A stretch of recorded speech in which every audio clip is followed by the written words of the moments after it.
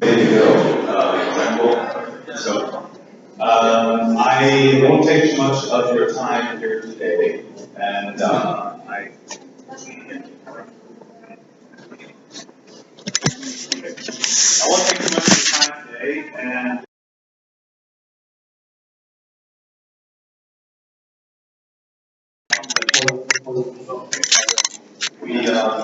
we are very, very happy to be a sponsor here, and it's great. It's the second year now that we've participated, and we are very, very happy to see new faces and to engage in a way that I think starts your communication with industry people. This is the beginning of your network, your professional network. Myself, the other sponsors, and other people you will meet at the meeting tonight. So take full advantage of meeting these people, connecting with them, and getting their contact information. They think I don't need that right now, but somewhere down the road it may be a good reference, it may be a good way to start a communication with a company that they're interested in. So take full advantage of those things. I remember when I was your age, which is so many years ago, that we really didn't think that way. We didn't think that we had to build connections. But now with the internet, all of the abilities that we have a global family that can support you professionally, it's so much more important to do that and take advantage of that. Because I will tell you, other people are doing it. So be part of that, build your family, continue to grow the people that you know professionally. I'm going to take just a few minutes to talk a little bit about Juniper, and I did this in my session yesterday. So for those of you that were in my track, I apologize for a few of the slides that are the same. But I think one of the questions that I get all the time is who is Juniper? And half the time they say, who is Jupiter?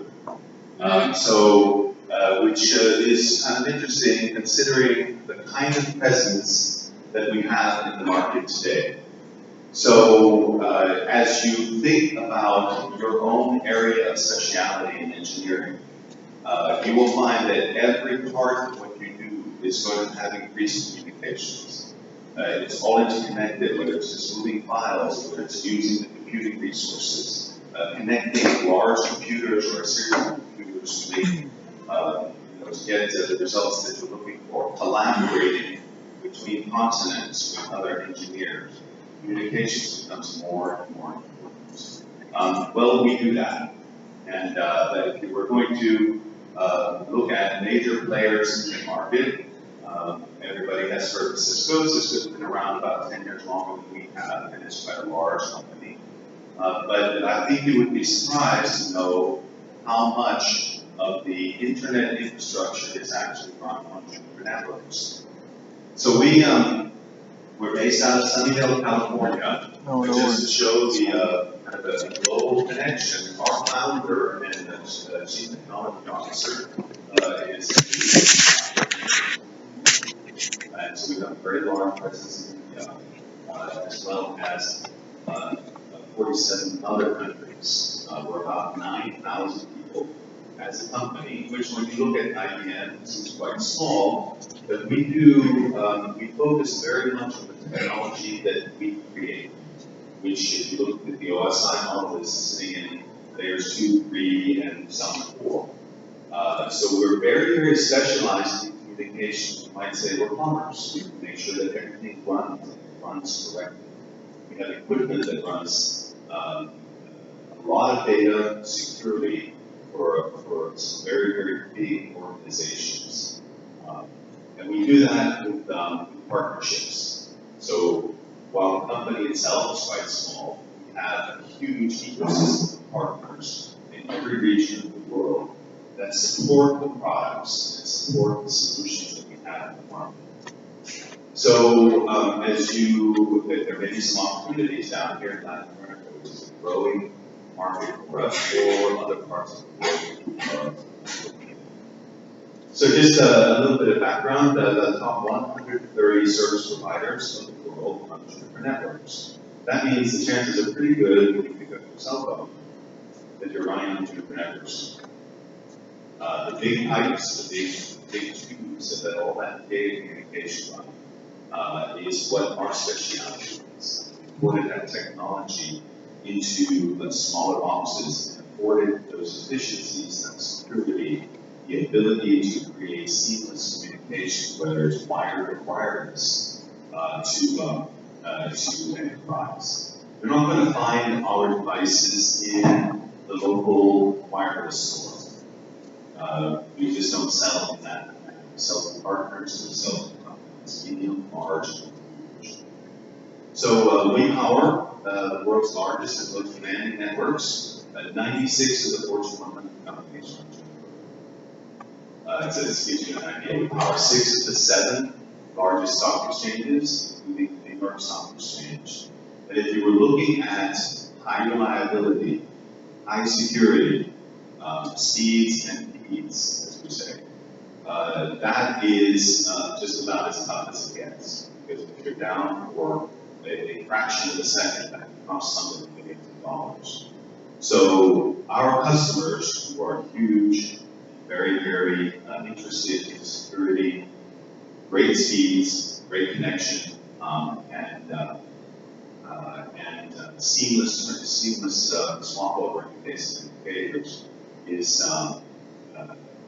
what we cater to. So we have 80% of the smartphone traffic that runs across our routers and switches. So once again, when we think of great connection, that's good. One of the things that makes it interesting and why we're interested in speed is because we're really an engineering company. We invest about 1/3 to 1/4 of our annual revenues back in research and development. And if you look at the history of the company in 1996, you will see that we have created what we call disruptive technologies. So the technologies change the way you do something. We look at a problem, our engineers solve a new and interesting solution, and then we implement that. We have a history of other companies then taking that technology and doing it also. So we're really on the cutting edge of those sort of things. So we have one mission. We don't do laptops. We don't do application layer things. We don't build little cameras that sit on your desktop or anything like that. What we do is communications. And so our mission is clear and it's simple. Connect everything and empower everything. We build our own silicon, so if you're a hardware engineer and you're interested in working in that arena, we have our own design teams that build the silicon.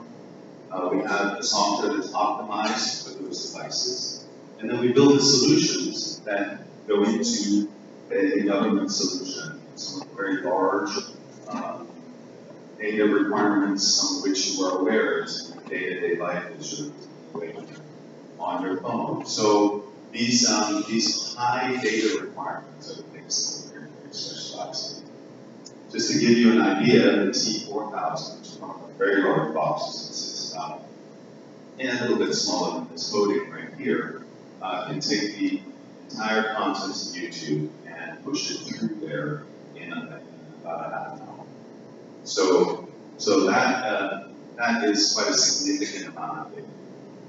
So I'm going to play our first of the videos here. This is really to show that while we have technology, we also use it in a way to help the world. We try to better the world, and there are a couple of different examples of how that's part of our DNA, it's part of the company we are. So this is the first.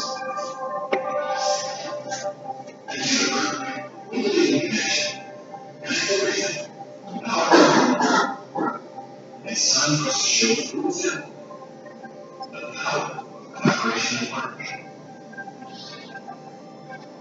The greatest challenges and boldest and most creative visions.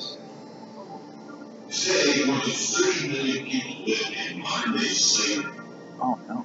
Of these, 50% are children. They produce our chocolate, harvest cotton, are forced to fight wars, work in walls, and soar clothes. Not to say of those networks, both at home and abroad, a great voice to those who are most vulnerable. It's no longer enough to talk about change. Real social power comes through open source standards, where people connect for intelligent action. We collaborate to a quick move. We connect to freedom and power. We partner to relaunch our nation.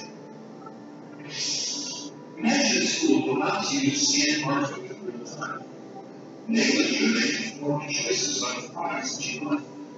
Through Juniper funding and technical expertise. Not for sale, it's developing a free for mobile app, which rates products based on their implementation standards to prevent forced or child labor. The network secured by Juniper's policy. Juniper and not for sale are working together to build communities across the world. Together, we're working to connect everything and to empower everyone. As partners, we're working to change the world.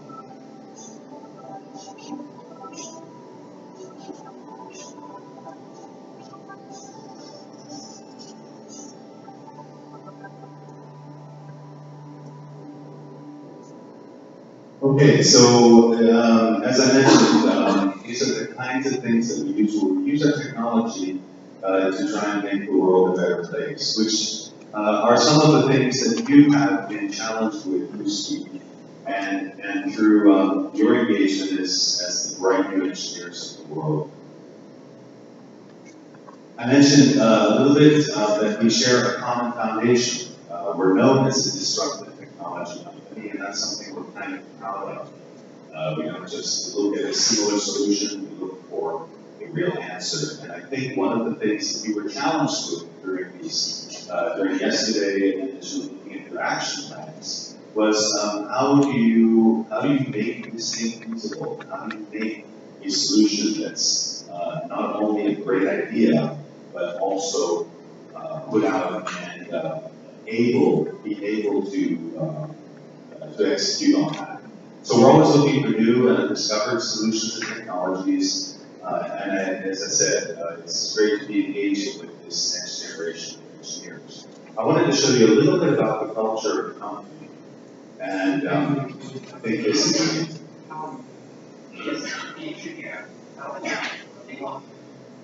and challenging us to become the best I can.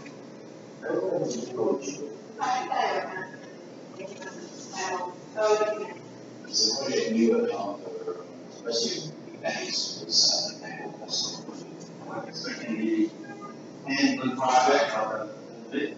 I got 50 to 100 square meters. With that risk for research for efficiency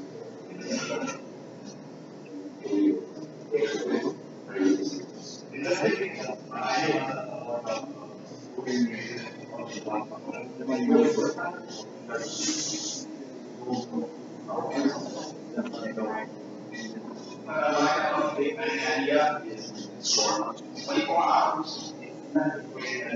So you don't have a lot of time to think about removing things out what you have to do. This is weekend one.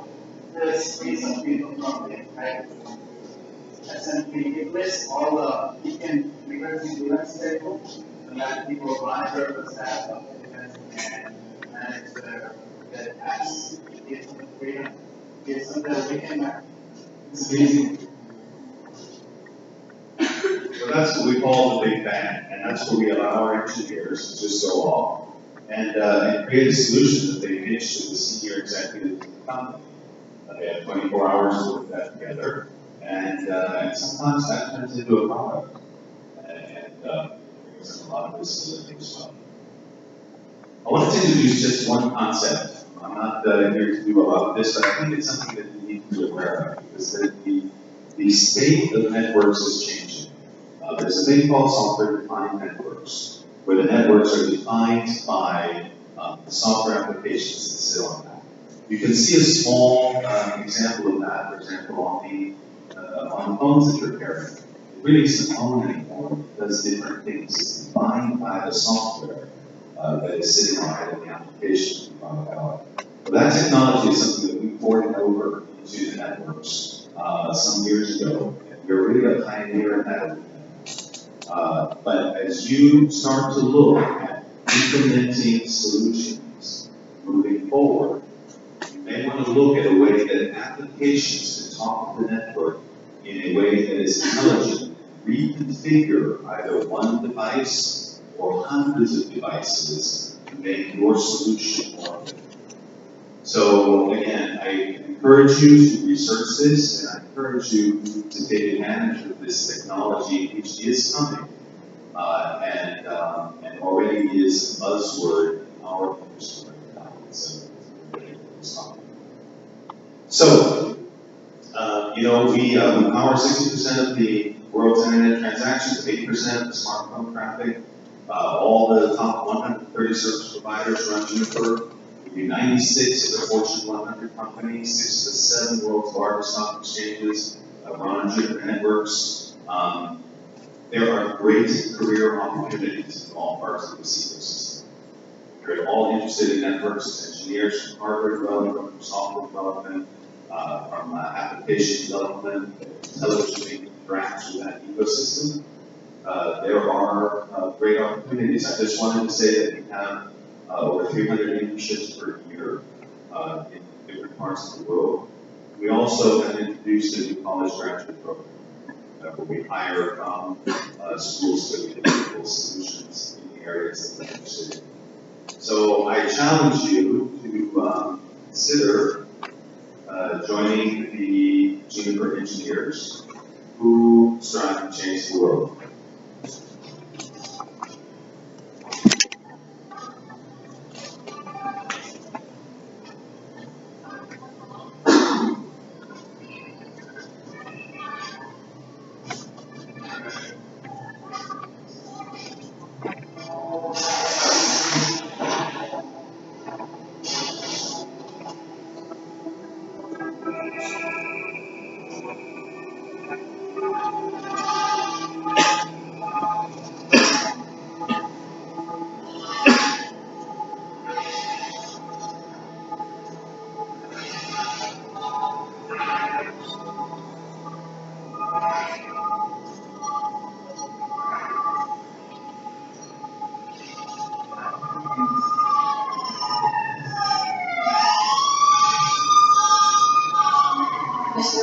You've been in an accident. Do you understand me?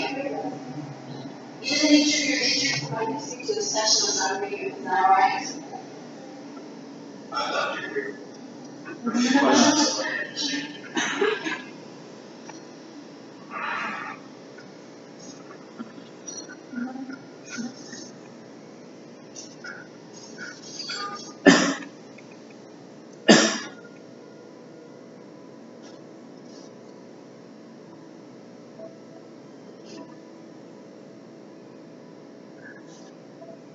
Can you programmable network? Your phone, the device here.